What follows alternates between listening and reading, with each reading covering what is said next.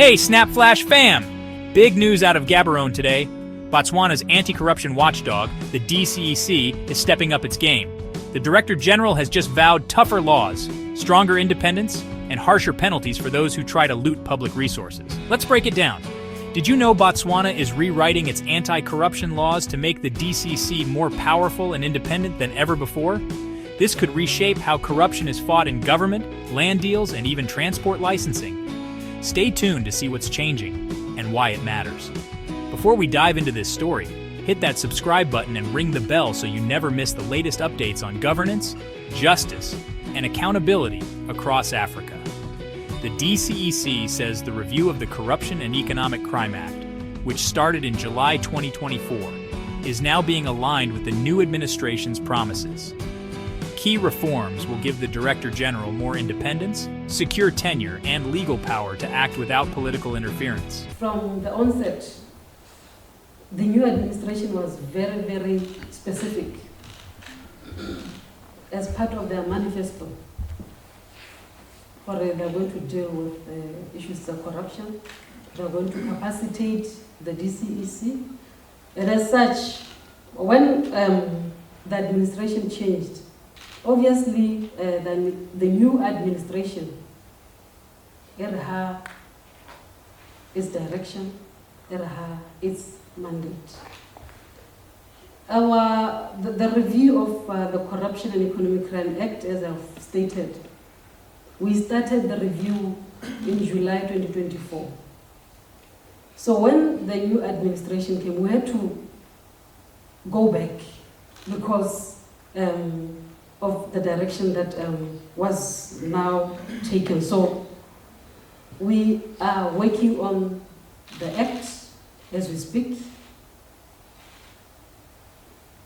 The intention is to address, first and foremost, as Botswana or as a country, we usually ratify international conventions, but we lag behind when it comes to domesticating these conventions. So the fundamental review is looking at aligning the Act to the international mandates and standards. Secondly,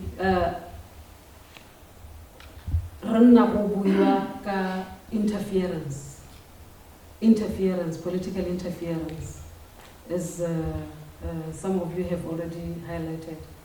So the review is also intended to ensure that the Director General and the Directorate is independent. That's one of the critical issues that we're looking at. Fundamentally, to ensure that the security of tenure of the Director General is entrenched within the Act. We're also looking at enhancing some of the offences. Enhance them and also ensure that the penalties are enhanced. So those are the gaps in the Kiri. There are some gaps that we are trying to address. You are sharing with us a former DCEC DG where there's political interference, particularly for the heads. That is former DG's assertion, and I'm not going to shed light into it. That's number one. I'm going to talk about me. I'm here. I've never been intimidated. Right now, I'm working with the president. I do my job. So that analogy, it's his. Maybe that is his experience. And as such, I'm not going to share his experience. The agency is zooming in on the areas where graft thrives the most. Public procurement, land administration, transport licensing. These are the sectors where most investigations and scandals originate. Botswana isn't starting from scratch. In the last few years, the DCEC has scored some big victories. Recent past of the former PSP who is in prison, that is one of the highlights. From the NPF, you are also aware that we were allocated 16 million pula at the conclusion of one of the NPF cases, of which the receiver has so far attained or recovered over 6 million pula after disposing of the properties that were held against the 60 million. So, which means the remainder will go through civil forfeiture proceedings to recover the rest of the money. So the 6 million is now part of government properties. Okay, we've got several other cases which you may consider to be maybe small matters which have been concluded at court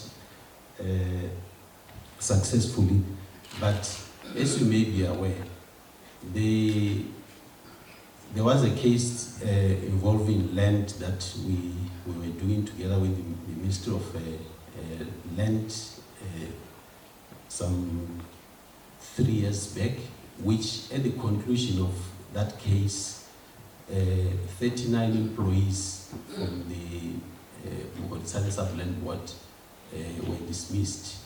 So that is part of the success that maybe we don't normally talk about. We do have a number of cases that we are pursuing. We are proceeding with final proceedings, if I would put it that way, at court, where we have properties that are under restraint. I mean, we are not yet at the final end, but if I were to talk about the Spedu case, which is still, or which is heading towards the end, we are going through the final forfeiture application. We have got 32 million pula worth of funds under restraint at the moment. We have another case involving a former public officer where we have 18 million pula worth of property under restraint, and we are going for final forfeiture proceedings in that case. I mean, we don't only count our successes in the court cases, but other areas involving the corruption prevention, where we work hand in hand with the ministries. I think the acting Deputy Director General policy will highlight some of the successes that we have managed when working with the public service or with the public. It is not only a fight, it is not only a matter of investigation and prosecution. It is only a matter of preventing corruption, fostering the support of Botswana in the fight against corruption. Officials say their fight isn't only about catching criminals, it's about prevention too. Risk assessments at Botswana's embassies in Germany, the UK, and Namibia have already exposed loopholes and led to stronger systems. The DCEC admits resources are tight, financially and in manpower. but it insists that progress is being made and stresses that public support is crucial. We have been doing these audits, not only here in Botswana. As you are aware, we have embassies abroad. I just want to share where we have done what we call corruption risk assessments in our foreign missions. In particular, Botswana Embassy in Germany, 2023, Botswana High Commission in the United Kingdom in 2024, Botswana High Commission in Namibia in 2024 as well. Madam DG has indicated that one of the constraints is the resource. If we had an abundance of resources, we would do more of these risk assessments and capacity building for our foreign missions abroad. In addition to those risk assessments and capacity building, we've done corruption audits, and I'll give you the list of areas where we've conducted audits.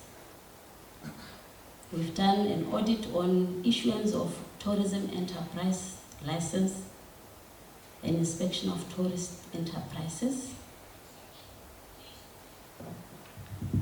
And within this audit, some of our key findings include delays in addressing illegal operations, non-adherence of licensed facilities to set standards, and failure to conduct inspections and compliance to the licenses that these facilities have been issued. The upcoming law reforms promise a tougher, more independent, and more transparent anti-corruption regime. For Botswana, this could mean restored trust in governance and a stronger shield for public resources. Do you think giving the DCEC more independence will finally stop high-level corruption in Botswana? Or do you think powerful people will still find a way around the system? Drop your thoughts in the comments. If you're all about fighting corruption and want to see more stories like this, hit that like button and subscribe to Snap Flash. Your support helps us keep shining a light where it matters most. Botswana is tightening its anti-corruption laws and boosting the power of its watchdog. From land deals to procurement scandals, the DCEC says it's ready to act tougher and smarter. We'll be keeping a close watch on how this plays out. Thanks for watching Snap Flash. Stay sharp, stay informed.